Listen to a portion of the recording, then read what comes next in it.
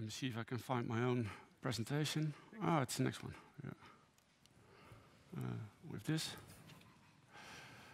Yeah, that works well. Thank you for the invitation. It's for me always very nice to be in Belgium, not because we only have a very rapidly growing number of customers. It's always a good chance for me to meet Rex Mundy in person. I always see him online, but I always hope I can see him somewhere live. But he's not here now. Rex? No. Ah, in the back. Okay. Speak to you later then. Yeah. Okay. The topic for today is about forensic readiness. So it's a bit more technical maybe than yesterday. And I'll try not to make it too technical, and I hope you can keep up. And otherwise, you just say stop, and I'll try to explain a little bit more. And what I want to start off with is the kill chain. And maybe first you can raise hands if you are familiar with what the kill chain is in the cyber context. That's very only 3-4 people, I think. Yeah. Well, then it's good to explain a little bit. The kill chain is something a number of years Lockheed Martin came up with as a model, actually, to look at how attackers are working to get into your networks and to steal stuff or do stuff inside. And what you'll see is there's a number of steps. Where a hacker first tries to find out more about the environment and step by step goes into the internal network. And for every step, you could take countermeasures. That's actually the idea on how to work on it. And this model is popular and has been adopted by many big-name companies. And but these same big-name companies have been compromised in 2014. And I won't put all the names here, but well, I think yesterday you heard a lot about the Sony hack, and we had the Target hack, and Home Depot. And of course, they failed in their security. That's from one perspective, because we know there was a big breach. On the other side, they really have invested a lot and really were on a maturity model working, getting higher and higher, and really do some good investments. And still, they were breached. So there's something to learn from that.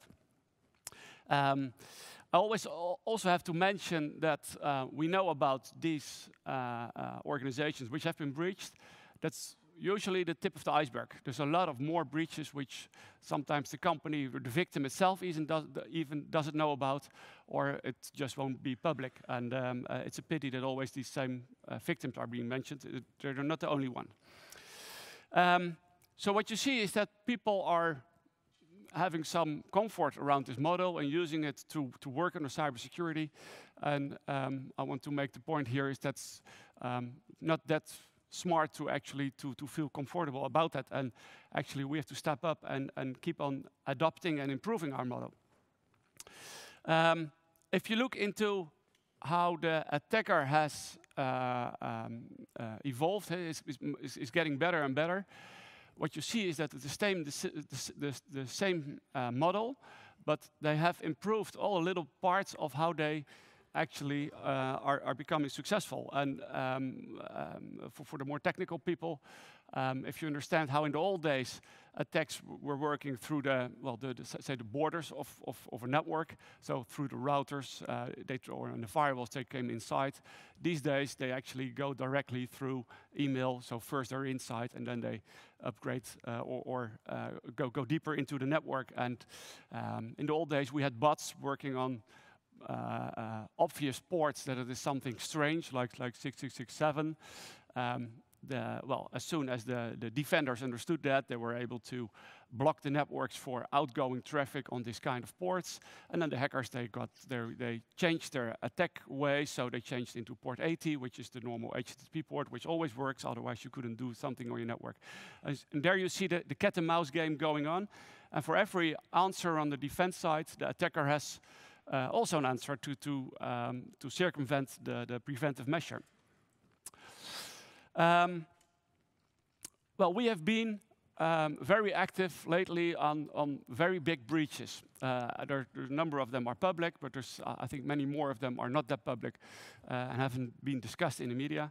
But what we see actually is that because state actors are now more and more involved, the way, the upscaling of, or the sophistication of how attacks are working is really growing more rapidly than we can keep up on the defending side. And one of the examples is that one of the tricks we did for our customers to see if a hacker is inside is actually monitoring odd connections, anomalies within a network.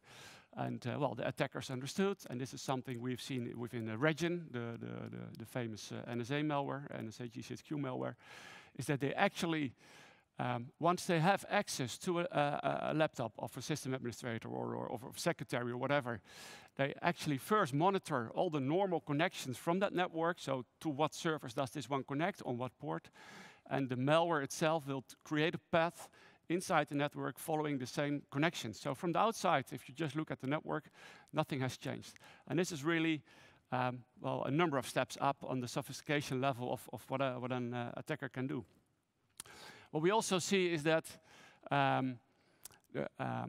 since we know about more and more about attacks, more and more people, we just heard about it, are sharing intelligence among each other, and they're sharing information like IP addresses or signatures of malware. And that is exactly what the attackers also understand. So if they use a command and control server on the outside actually to control the way they are attacking, they're not going to use the same control server. Well, sometimes they still do, but they're more flexible now in changing this command and control server. So the value of the intelligence of IP addresses is degrading very rapidly in this way. And on the anti-forensic side, what we have seen with Regin as well is that they're very clever in, since they understand that at some point people will find that a breach has been going on for a while. They understand they need to leave as less possible traces within the network. So what you see here is that actually within malware, there's a separation of the loader of a malware and the payload. The payload is actually the stuff that really sniffs in the network and tries to steal the information, and the loader is just a part of a little piece of software which actually tries to start up the payload. But the forensic guys, they want to research the payload because that gives away what the perpetrator is trying to do and how he connects to the outside world. And well, what they've done now is, by the separation of that, it's very hard to find the payload. They hide it, or just always only in memory. So the loader starts up and downloads somewhere from the network the actually payload. It will never be stored on disk. And sometimes when it has to be stored, they try to hide it within the firmware, which is not usually a part where forensic tools is capable of looking into. Yeah, and we have also seen, not only in the Snowden revelations, but in actual cases, that people are using supply chain ways, like the waterhole attacks are really keep on stressing that in the critical infrastructure, people are using separated networks which are not connected to the internet, but still people want to use their infrastructure, and especially in critical infrastructure environments, it's a kind of odd type of hardware, not the kind of stuff you usually see, but they still need to find updated drivers somewhere on the internet from a manufacturer. And what you see now is that attackers are actually manipulating these drivers from the manufacturer down in the supply chain, and people are downloading that and moving that into their disconnected network. So the attackers have found a way actually to infiltrate networks which are not connected to the internet directly, but they use the engineers inside, which are actually just doing some maintenance work on the network. So the lessons from that is that the things we see in the investigations we do against sophisticated state actors is that's exotic now, but it will become mainstream. And it's not because all the security companies like to publish too much details on it. It's that the attackers also are able to lay their hands on it. And we've seen state actors among each other analyzing the ways how they attack. So at some point, information will be more public, and others can use the same kind of attacks. And so what is important here is that although you're not usually a state actor target. Maybe you're just, well, not just, but the law firms could be actually attacked by state actors as well. But the other criminals, even a guy like Rex Mundi, could use this kind of attacks and use it themselves to attack totally different organizations. So you will have the same level of sophistication also in other victims. And what you see here is that, referring to this kill chain model, is that it's the same old model, but it's very much sophisticated in every little detail. And that together, and I think it's a good analog to a car. They're still using a car to drive around, but if you tune all the different parts, at the end you have a Ferrari. And a Ferrari is, for all of us, I hope, much different than a normal other car. And it's the same model, but very, very, very sophisticated on every level. So this is going to affect all of you, this kind of state actors. And we are trying to keep up, but the aggressors or the perpetrators will do as well. Probably they have already thought about the next generation of attacks. But so we need to try to learn and to from this and defend ourselves. And so we need some best practices. That's what we share also in this international cooperations. And well, if you look around, there's a lot of information to find about best practices, but what I usually find the best are from the same guys who actually we try to protect ourselves from. So there's a number of very good best practices, and actually, if this is from the NSA, and they published this, I think this is 2 weeks ago, January 16. They published this. It's from a different department within the NSA, of course. This is on the ComSec side, so the people who try to keep networks secure. And it's very good advice there. Yeah, it's for me hard to read on this screen, but it's sometimes if a number of the state actor victims would have done what's in this list of best practices, they wouldn't, the NSA wouldn't have been so successful. So it's a bit odd that they're actually giving away how to protect from the NSA. And most of these things are actually really useful and very detailed. One of the things is you can see, be very careful about the privileges you give to system administrators. And of course, we have seen that they've misused the privileges of system administrators. And so try to download this and follow all these steps, and you will be on a much higher defense level than you were before. One of the things is odd for me is that only what you see here is really preventive measures. And I also like to zoom in a little bit more on detective measures and response measures. And what we have done here is an example of the same kill chain. You can see it from the top left to the right. That's all the steps within the kill chain. And on the left side, you see the 15 analyzed risks or named risks by ENISA. And what's nice is to make a matrix of where you can see this kind of risk. How can I mitigate the risk within this kill chain model? And what we've seen lately with most of our victims, they've invested a lot in technology like SIMS. SIMS is a security incident and event management system.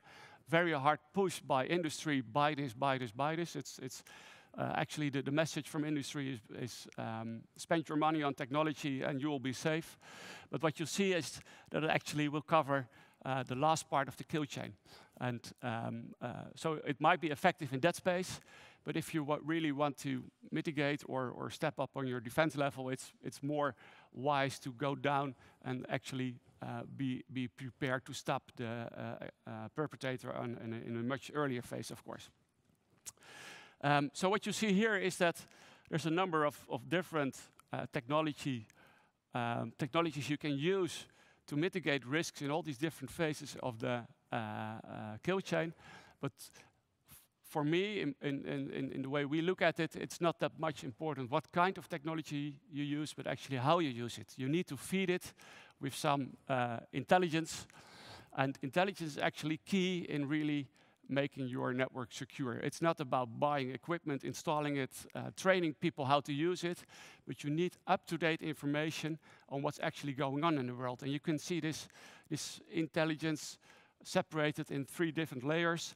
The first one is more about on a strategic level, and you can only produce this kind of intelligence if you have global visibility. So you need to see what's going on in the world, you need to see trends, you need to see new methods on the way attackers are trying to attack your network. If you don't have that, you're not able to actually tune your own network to prevent this new kind of attack. So if you have all this nice technology, but you don't have an input on what has happened at other locations, you are actually not capable to keep up with the perpetrators. What's also interesting there is that every organization wants to see a little bit how am I doing against my peers. So what we try to do is for all the financial institutes, we set up a benchmark. And what you see is that as a bank, you can invest a bit higher if you see that you're below the benchmark of other banks. Next step in this intel, the second layer, will be more your direct risk. So you want to have information which is actually maybe current for your own group of for your industry. Sometimes you see that within the oil and gas, for example, there's one quarter was in 2014 was extremely the oil and gas sector was attacked. So that's kind of information you want to know, and you want to understand from the first victim how the perpetrators were successful, so you can deploy preventive measures in your own network. But you also want to have a way to analyze if you have really targeted malware against you. You need to find out actually what is this malware doing, what is the goal of the perpetrator, and usually what I see sometimes is that as soon as a breach has been detected, it will people tend to respond on an IT way. Well, to look at it just as it's just another virus, and we need to get rid of it. And I think that's actually then you're not. Well, of course you can do it, but you're never sure that it's really gone then from your network. But you also need to build up intelligence on what the perpetrator actually wants in your network. So you need to understand much better what the payload is of what they are inserting in your network, since it's very hard to protect yourself if you don't know what the perpetrator is actually after in your network. And on the third level, there's really the operational part. That is where you might want to distribute information automatically within your network to block a certain number of IP addresses or to look for patterns. And what you usually see in the commercial or the private security intel community, that is what you can get from them is PDFs. And well, PDFs are nice, of course, to understand what's going on, but it's very hard to upload the PDF in your firewall to block against all these IP addresses. So you need to have a way also to automatically, and there's new protocols for that, and it's very, actually, only technology vendors are now stepping up to be compliant to the sticks and tags protocol, and I think this is really fruitful. So these are the 3 levels of intel, and I'll use another example why this is really useful. In the way we look at networks, you have preventive measures, detective measures, and response measures, and intelligence is around it. And one of the things in the defense, the detection arena is that we have signatures to look for in your network to see if this is malware, and if there's malware, then we can respond to it. And it's very easy to implement. It's just pattern matching. You put it in your IDS, intrusion detection system, and it will send out events if something odd has happened. On the other side, what you see is that people think, well, this is only going to show me what others already have found out. But as I just explained, malware is really adaptive, and what you actually want to find in your networks is new malware, new kind of attacks which nobody else has found. So there is the big data promise, where people say with big analytics, with neural networks, machine learning technology, it's really complex. We need to actually have an answer in it. And I think it's good that you see a lot of research going on in the academic world around this. But the results I've seen from it is usually too complex actually to implement in a network where 10 gigabit lines are actually a common thing. But luckily for us, there's a big part in between where I think if you look at that, there's the low-hanging fruit, and that's the kind of looking at your network, which is rather easy to implement, but still very effective. But this is also dynamic. All the tricks we look for in networks to see if there has been a breach. For instance, I said already the example that a secretary has been breached. She usually might go to the internet or go to the mail server. It would be very odd for her to go to an R&D network. And this is the anomalies. It's rather easy from a technical perspective to pick this up, but you need to understand the way attackers work actually to come up with the idea to look for this kind of information. So this has to be Intel fed as well. And of course, you need a technical infrastructure where you can implement it. This is the thing we're working on now, and actually being very successful, is that what we do with our customers now is monitoring their network. And we have a way now to automatically profile the organization. Usually the organization itself is not capable of actually telling this IP address has this function. But what we can see is that, for instance, management, the board of an organization, goes to a number of websites, uses a number of internal servers, which is really different from the people who work where they develop. This is a software organization. This could be Fox IT itself. So this is different people working on the development of new software than what the management is doing. And as soon as you see a connection between the management to the development, this is an odd thing. This is usually a connection that doesn't happen. Well, unfortunately, Region, the NSA malware, they understand this, and with this model, we would not be able to stop them. So we are now upgrading it and trying to still put more intelligence, because we were able to analyze Region in this model to still find anomalies which are a bit more complex, but still on the left side of the previous picture. So at the end, if you want to have a good answer to your to more sophisticated hackers, you need something like a real group of people who are dedicated into security operations. And this is much different than people who are just working in the IT department and running the firewalls or managing the patches. I really like to see always that there's a group of people who have no other job than monitoring what's going on in the network. So they need a network model which gives them input. But we also seen, and it was one of the advices of the NSA white paper I just showed you, also look at the endpoints. So that's host intrusion, preventive, and detective systems. Because on the network, it's getting harder and harder to really see odd behavior. So you need endpoints, and you can also use log files, sometimes a connection with a SIM system. But most important to use this information effectively is that you need the intelligence part. So you need to have a way to understand how attackers are adapting the way they attack. And this is not something, if you're within your own organization, it's hard to keep up on this part. You need to have you need to find a way of getting more input on how attackers actually are doing. Well, if you throw all this together in a big expert system, then you can have something where the security operations guys can actually make useful use of and see breaches more early in the model. And I said in first the Lockheed. How do I call it? The Lockheed the kill chain model. Yeah, the kill chain.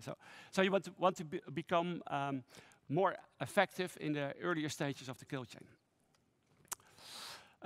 So I've mentioned Region a couple of times, and there has been some research published on that. This is, for example, something Symantec has published, and they have explained a little bit about the 5 stages of 5 layers. You can see a lot of encryption, and this is something, and maybe I don't know what kind of debates are planned for later today, but this could be a nice topic because on one hand, I feel there's much more to publish. We know much more about Region, which is useful from an intelligence perspective to prevent ourselves for next kind of attacks. Others will adapt to the same ways as the makers of Region did.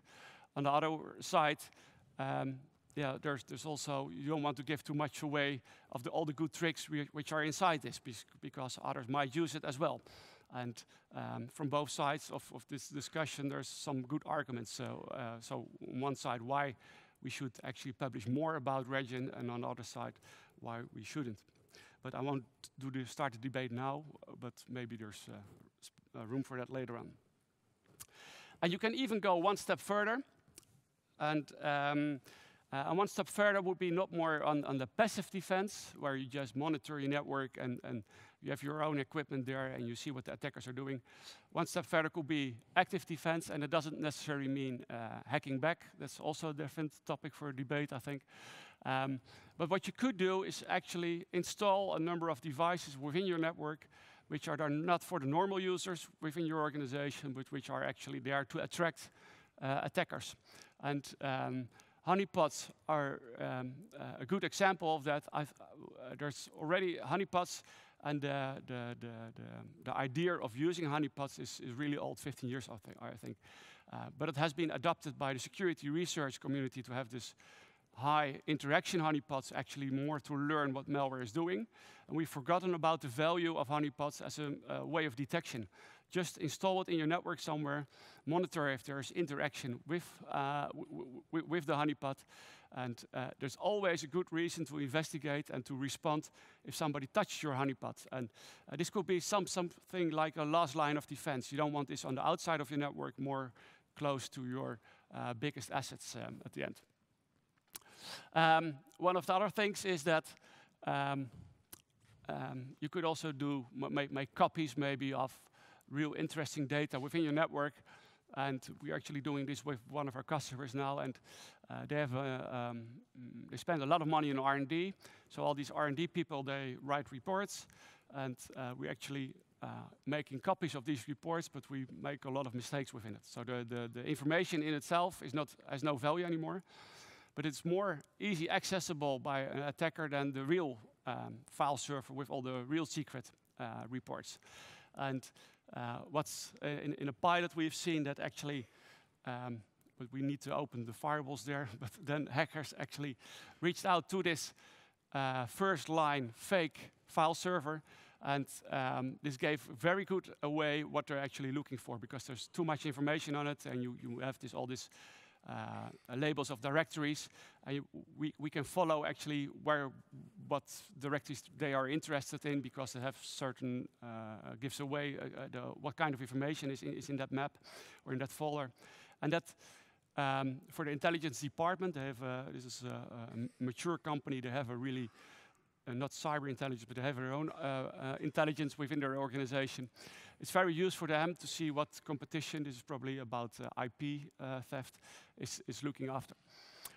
And using this kind of information, you're maybe a bit more ahead of what the attacker is trying to do. And if you understand what they're after, then you're much better able to protect that little part of the information within your network. And the other side, a positive effect is that it slows the attacker down, of course. He's wasting his resources on invaluable data. So to finalize, and a number of conclusions. I think what a state actor level now, or what is really sophisticated, is going to be common in one way or another. If we are going to publish as a research community, security research community, more or not on how Region is working, it will leak out one way, and hackers will understand how it works and do the same kind of stuff on all different type of organizations. So this means that every organization could be a victim of the same level of sophistication of the attacker. And what's really the best answer at the end is that you need to have really a group of people, usually sitting in or around a security operations center, which are dedicated to this job to monitor what's going on in my network.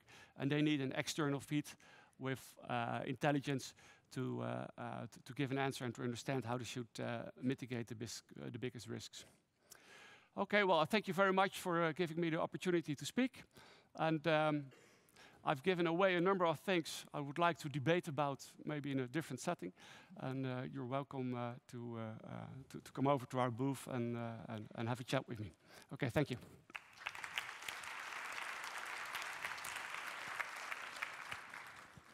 Thank you, Ronald Prins. Now, I'm not going away with my bag, but before you go to your coffee break, I would like to show you what's inside your goodie bag if you haven't done that for yourself. Now, what you can find inside this little white box is this. I don't know if you have any idea of what this might be. It's not a cigarette lighter, but it's a power bank, so you can charge your devices with it. It's very useful. I have used it today already, so it does work indeed.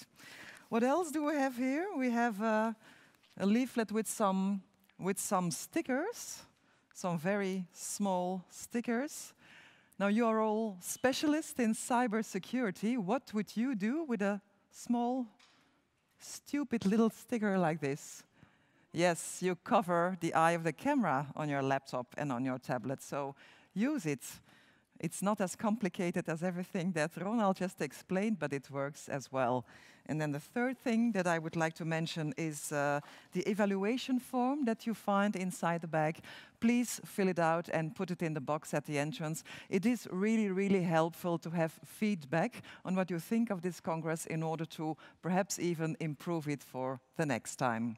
Okay, after the coffee break, we have a panel session that takes place over here, and we have the law enforcement workshop that is going to take place in the MTC Aula outside. Thank you very much and enjoy your break.